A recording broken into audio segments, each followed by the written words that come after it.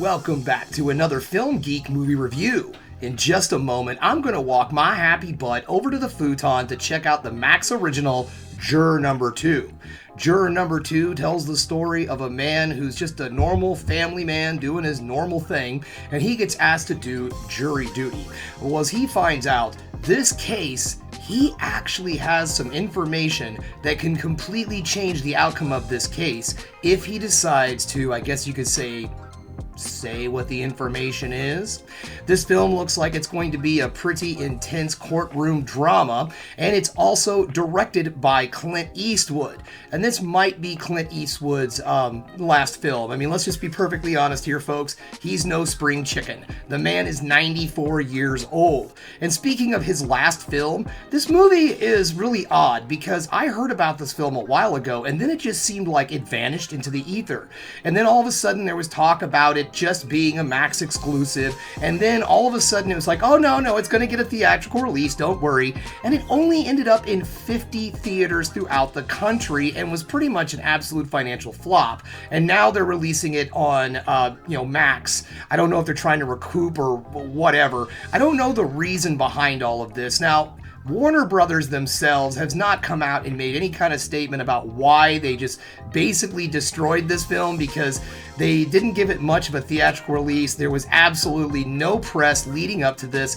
They weren't leading into the fact that this could possibly be a legendary director's final film. They didn't do any of that. They just said, sorry, Clint, we need to recoup some debt. Now, that is the theory going around, that this film was just caught up in all that Warner Brothers merger with Discovery crap, just like Batgirl and that other Acme versus Coyote, or Coyote versus Acme. I can't remember. But anyways, it's just got caught up in all that. But because it was Clint Eastwood, he was not going to let his film die. And I am glad that he didn't. And I am finally getting an opportunity to see this film. Yes, I would have preferred seeing this movie in theaters, but if I was in theaters, I wouldn't get to watch this movie with my cat Haku. The other day, we tried to get into an AMC because the guy is a big old Sonic the Hedgehog fan, so I thought, hey, let's go see Sonic together. Come to find out, AMC has a no cat rule. Yeah, something about them not wanting to sit down and run around and cause a bunch of problems. I don't know. They don't know Haku like I know Haku, but I understand. Rules are there for a reason. Well, enough of this jibber jabber, and of course, Haku is patiently waiting for me over on the futon, on his little table next to the futon. So I need to get my butt over there because it's time to check out Juror number 2.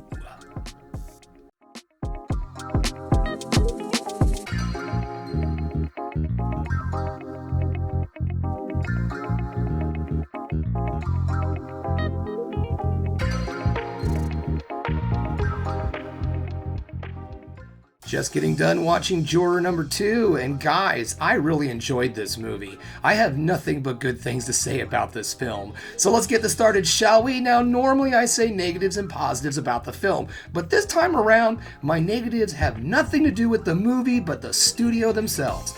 Okay, so I finished watching this movie, and from what I understand, and like I've said from some of the drama and everything, was the studio was trying to make this part of their whole tax deduction thing. And then it's like, no, you need to release it. So then they're like, okay, we're just going to put it on Max. And then there's some more people who are like, no, this movie deserves to be in theaters. And so they only released it in like 50 theaters for like a week. And here's the thing. So this film's budget was $30 million estimated. So that means it could actually be less than $30 million. And in Hollywood money, that is literally nothing. That is a small budget little indie flick. I cannot believe that they did not have any faith in this movie with that low of a budget. Right now, with its limited release, from what I understand, the movie has grossed around $20 million, from what I understand. So, with that in mind, if this film would have got just a little bit of publicity and thrown out there into other theaters and just been like, hey, here it is, another movie from the legend Clint Eastwood, and just really push that idea, this movie could have easily have made $100 to $150 million in theaters. And I know that doesn't sound like much when you're looking at something like Barbie getting $1 billion and whatnot. But for a small budget film like this and profitability, that's the magic word, folks. Profitability. That is one hell of a percentage.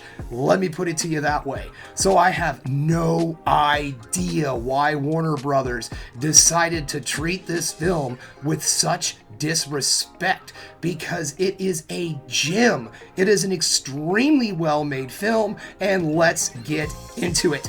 The first thing I want to talk about is just the pacing of this film. This movie clocks in just under 2 hours, and you all have heard me bitch and moan about runtimes, going over the good old 130 several times this month, as a matter of fact. But this time, I have nothing to say. My whole thing with runtimes is very simple. If you can keep me entertained for that entire time, if you can keep me wanting more throughout a long runtime, then I'm good. I'm happy. Fill the time that you have with storytelling, character development, and suspense and thrills, and I am A-OK. And this movie delivers in every second of that 2 hour time limit. This movie starts off in such a way that makes you think that it plays its card way too early and gives you the twist of the story way too soon, but that's just the beginning of it all. Everything just starts going, and it keeps making you wonder, well, what in God's green earth can happen next? And that, my friends, is excellent storytelling. The cinematography in this film is very well done. I enjoyed the way that there was some really cool pan shots, things of that sort. I liked the feeling of this movie. It really felt like just a well-made courtroom drama, something that, like 12 Angry Men. If you haven't seen the movie 12 Angry Men, the old original one, this film is a good example of that type of storytelling, where you just have people in a room for most of the movie, and then you still can keep yourself so entertained and just watching all of this stuff unfold, the story, and so on and so on. And this movie has stuff like that. This is just an extremely well-made film. And the acting, I forgot to mention in my intro who was starring in this film, and that's Nicholas Hoult, Toni Collette, and J.K. Simmons. And also Kiefer Sutherland. He has a smaller role in this, an important smaller role in this movie, but he's there also. And all of these actors deliver outstanding performances. Nicholas Hoult, especially as our lead character as juror number 2, I really enjoyed his performance in this.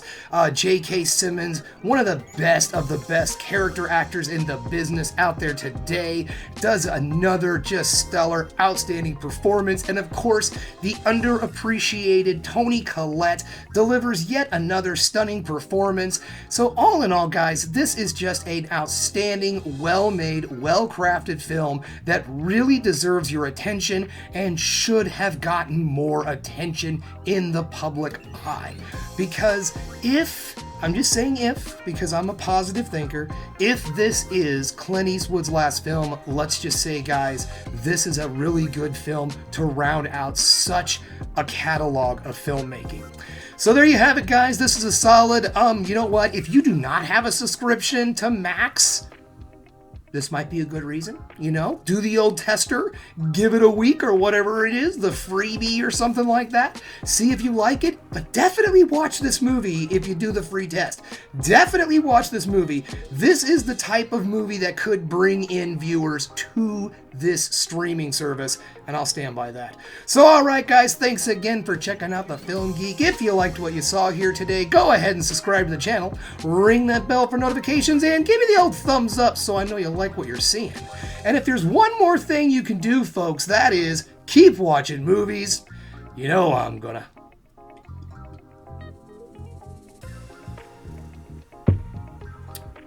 Yeah, not sad I missed Mufasa for this.